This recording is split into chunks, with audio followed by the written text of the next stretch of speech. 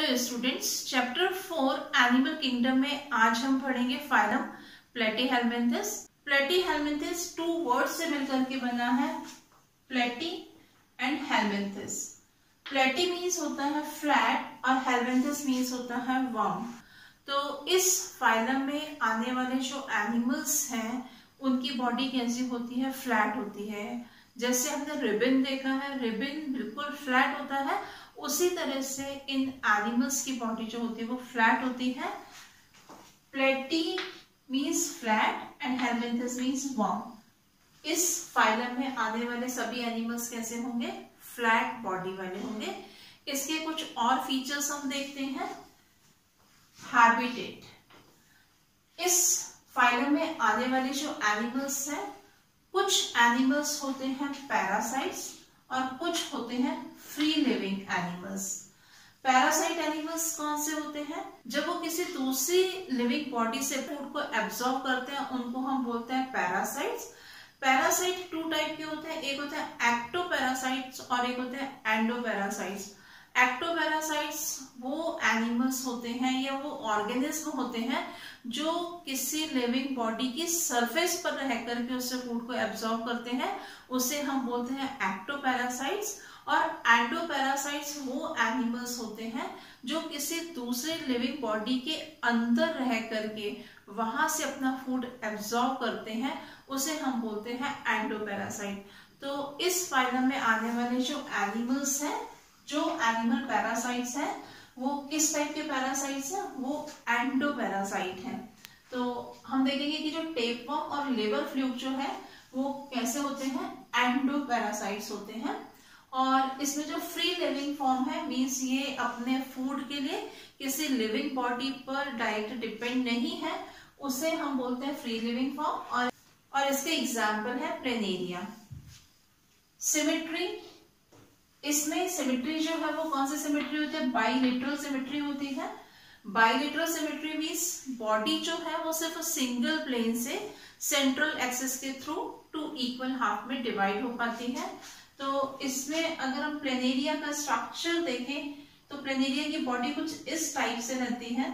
तो हम यहाँ पर क्या देखेंगे, इसको सिर्फ सिंगल प्लेन से ही हम इसको टू इक्वल हाफ में डिवाइड कर सकते हैं। तो ऐसी सिमेट्री जो होती है उसको हम क्या बोलते हैं, बाइलेटरल सिमेट्री। फाइलम प्लेटीहेलमिन्थस में आने वाले जो एनिमल्स हैं उनमें जो सिमेट्री है वो कौन सी सिमेट्री है? Bilateral symmetry. Next, cephalisation. इनमें जो सिफिलाइजेशन होता है वो प्रिमिटिव टाइप का सिफिलाइजेशन होता है। सिफिलाइजेशन का मतलब होता है फॉर्मेशन ऑफ हेड। यहाँ पर हेड का फॉर्मेशन होता है, पर हेड जो है वो वेल डेवलप्ड नहीं होता, प्रिमिटिव टाइप का रहता है। और कुछ एनिमल्स में हेड पर लाइट सेंसिटिव ऑर्गन्स प्रेजेंट होते हैं जिसको हम क्या बोलते हैं, ऑसिलाई बोलते हैं। और अगर हम प्लेनेरिया का एग्जांपल देखें तो प्लेनेरिया में यहाँ पर इसके बॉडी पर 2 आई स्पॉट जो है वो प्रेजेंट रहते हैं। जर्म लेयर, ये एनिमल्स ट्रिप्लोब्लास्टिक होते हैं। प्लेटीहेलमिन्थस में आने वाले जो एनिमल्स है वो ट्रिप्लोब्लास्टिक है। इनमें 3 जर्म लेयर प्रेजेंट है, ectoderm, mesoderm and endoderm. Next feature है बॉडी कैविटी। बॉडी कैविटी क्या होती है? हमने पढ़ा था कि जो मिड गट या एलिमेंट्री कैनाल होती है उसकी वॉल से बॉडी वॉल के बीच का जो स्पेस होता है, जो किससे लाइन था? मेसोडर्म से लाइन था, उसको हमने कहा था सीलोम और बॉडी कैविटी। तो यहाँ पर जो एनिमल्स हैं वो कैसे हैं? एसीलोमेट है। इस फाइलम में आने वाले जितने भी एनिमल्स हैं वो कैसे होंगे? एसीलोमेट होंगे, मीन्स उसमें सीलोम जो है वो प्रेजेंट नहीं होगी। क्या होता है, हम देखेंगे कि जो एनिमल्स रहते हैं इनकी बॉडी का अगर हम सेक्शन देखेंगे, यहाँ पर जो इसकी एलिमेंट्री कैनाल रहती है या हम बोल सकते हैं जो मिडगट वॉल होती है, यहाँ पर ये इसकी बॉडी वॉल है। इसके बीच में जो स्पेस दिख रहा है हमको, ये किसी भी तरह की कैविटी का फॉर्मेशन नहीं करता है। और यहाँ पर क्या रहता है, यहाँ पर सेल फिल्ड रहती है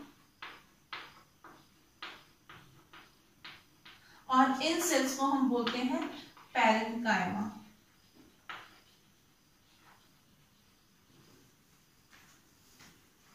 इसके बाद में हम देखेंगे बॉडी ऑर्गेनाइजेशन।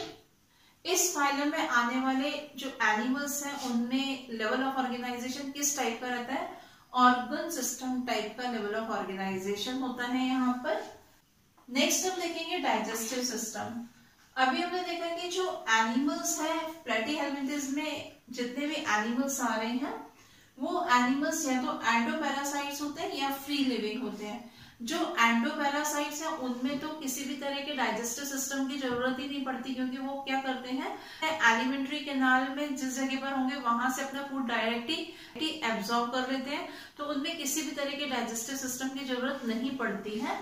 पर जो एनिमल्स फ्री लिविंग होते हैं उनमें डाइजेस्टिव सिस्टम जो होता है वो सिंपल टाइप का डाइजेस्टिव सिस्टम होता है, इनकम्प्लीट डाइजेस्टिव सिस्टम होता है। इनकम्प्लीट डाइजेस्टिव सिस्टम से मतलब ये है वेस्ट फूड को बॉडी से रिमूव करने के लिए कोई अलग ओपनिंग नहीं होती है। एनस जो होता है वो इनमें एब्सेंट होता है, सिर्फ यहाँ पर माउथ प्रेजेंट होता है। तो ऐसे डाइजेस्टिव सिस्टम को हम बोलते हैं इनकम्प्लीट डाइजेस्टिव सिस्टम। इसके बाद हम देखेंगे रेस्पिरेशन। तो यहाँ पर रेस्पिरेशन के लिए कोई स्पेशल ऑर्गन्स प्रेजेंट नहीं होते हैं। इनमें जो गैसियस एक्सचेंज होता है वो बॉडी सरफेस की हेल्प से होता है by the process of diffusion. अभी हमने बात की डाइजेस्टिव सिस्टम की। डाइजेस्टिव सिस्टम हमने पढ़ा कि जो एंडोपैरासाइट्स होते हैं उनमें डाइजेशन की जरूरत नहीं होती है, इसीलिए कोई डाइजेस्टिव सिस्टम उनमें नहीं होता है, क्योंकि जो एनिमल एंडोपैरासाइट्स है वो लिविंग बीइंग की बॉडी के अंदर से फूड को एब्जॉर्ब कर रहे हैं।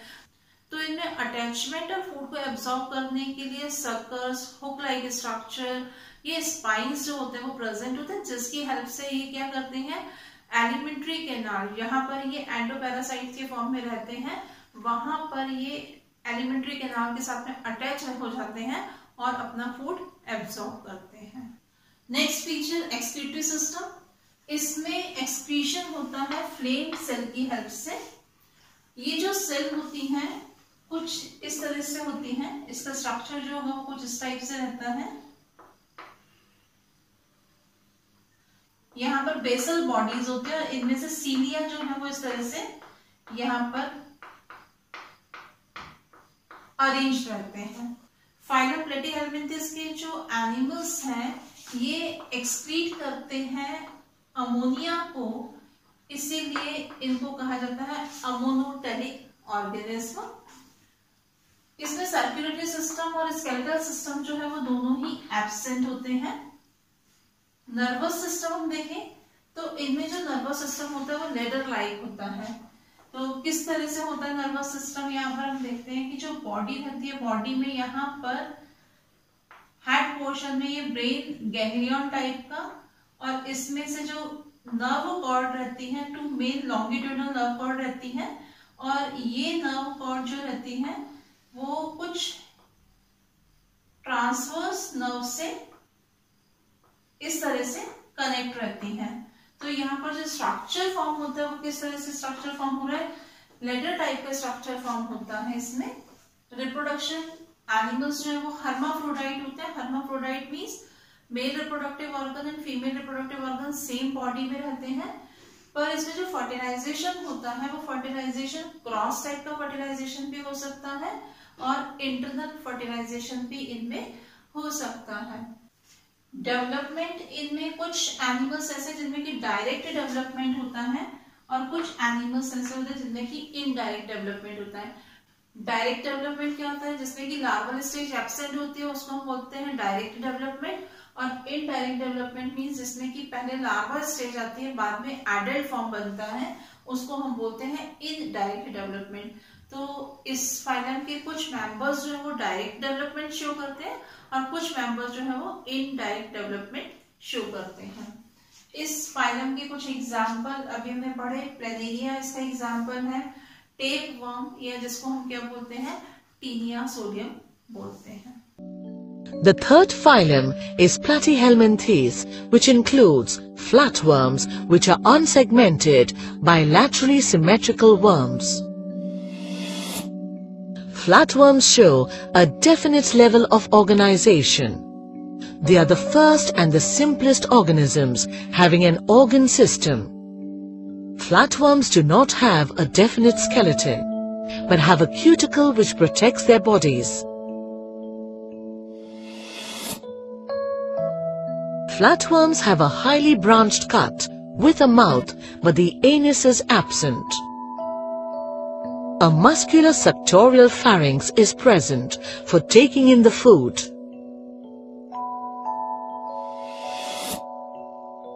Flatworms mark the beginning of cephalization. Cephalization is the development in the head region of light-sensitive organs called ocelli. For example, Planaria have eye spots at the anterior end.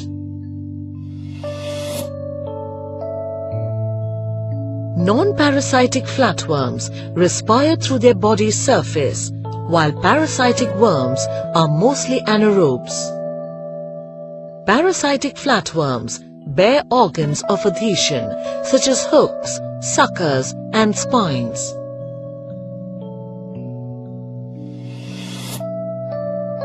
In flatworms, the central nervous system consists of a head ganglion connected to nerve cords which are interconnected across the body by transverse nerve connections.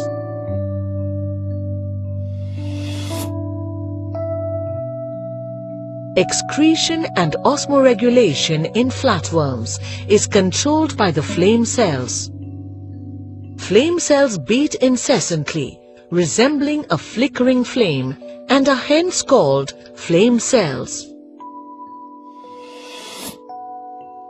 Most flatworms can reproduce sexually or asexually. They are hermaphrodites, that is, both sexes are present in the same individual, except in the case of planarians, which are monoecious. The development may be direct, where eggs hatch into small tiny worms that resemble the adult, or it may be an indirect development where the eggs hatch into ciliated larval forms. अब हम पढ़ते हैं next phylum, और next phylum है हमारा एस्केहेलमिंथिस, जिसे हम निमेटीहेलमिंथिस भी बोलते हैं या इसे नीमेटोडा भी कहा जाता है। इस फाइलम में आने वाले जो एनिमल्स हैं उनको कहा जाता है नीमेटोड्स, या इन एनिमल्स को कहा जाता है round worms.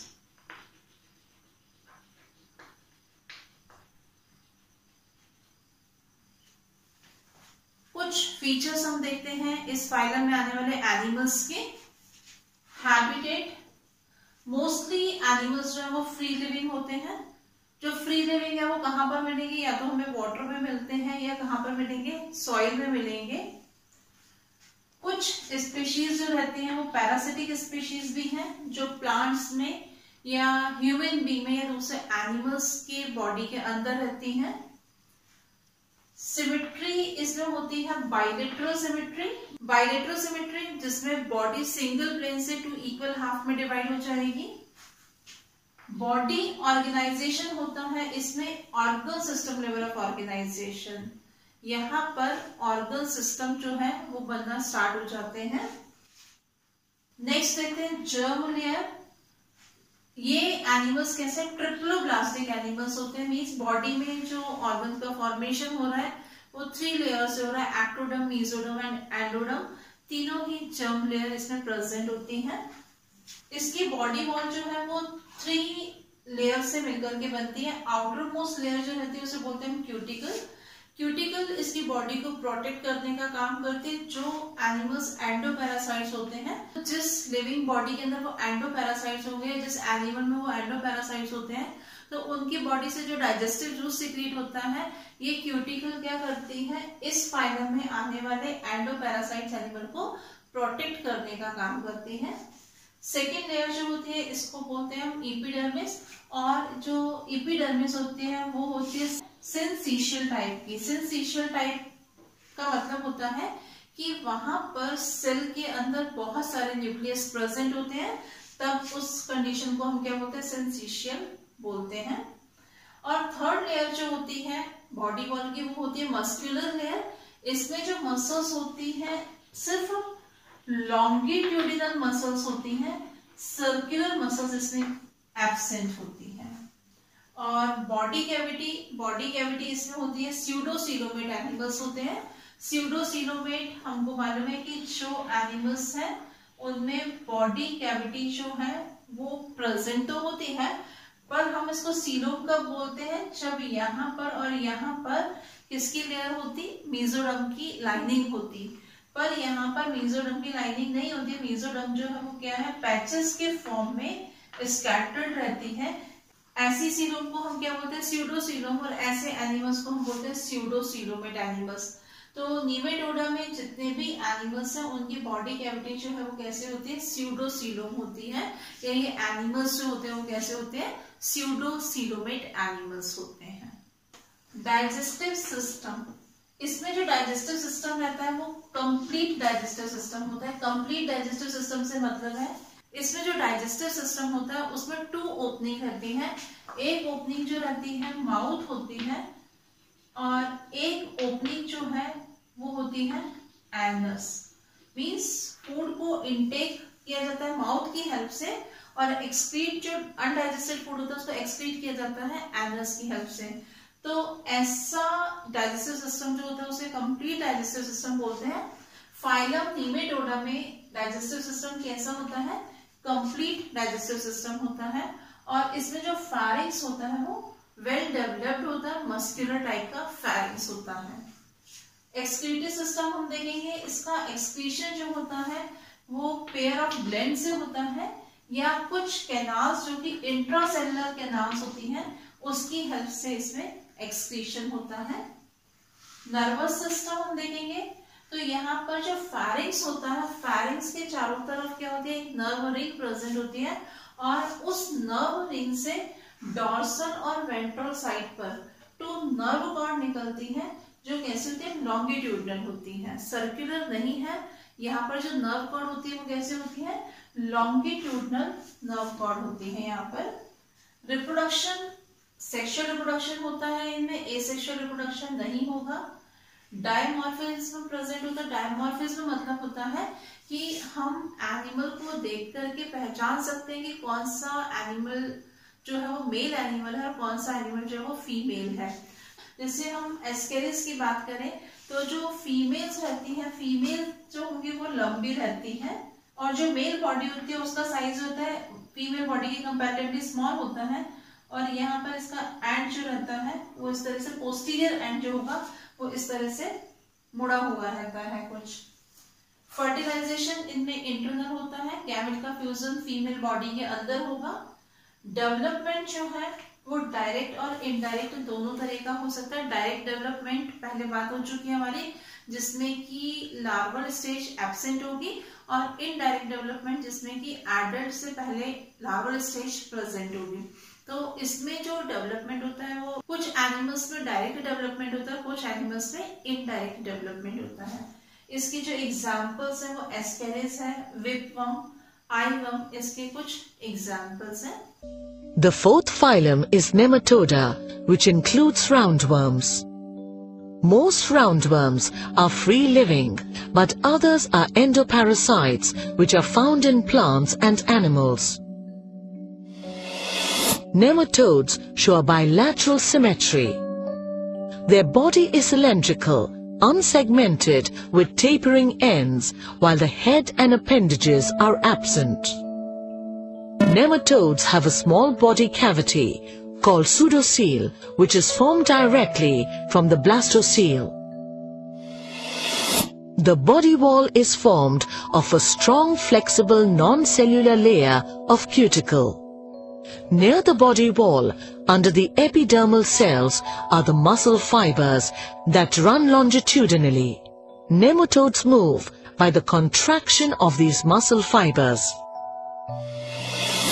Nematodes exhibit metameric segmentation. In this case, the animal's body consists of a series of compartments in which certain structures are serially repeated. They exhibit organ system level of body organization. They have an unbranched gut with mouth and anus.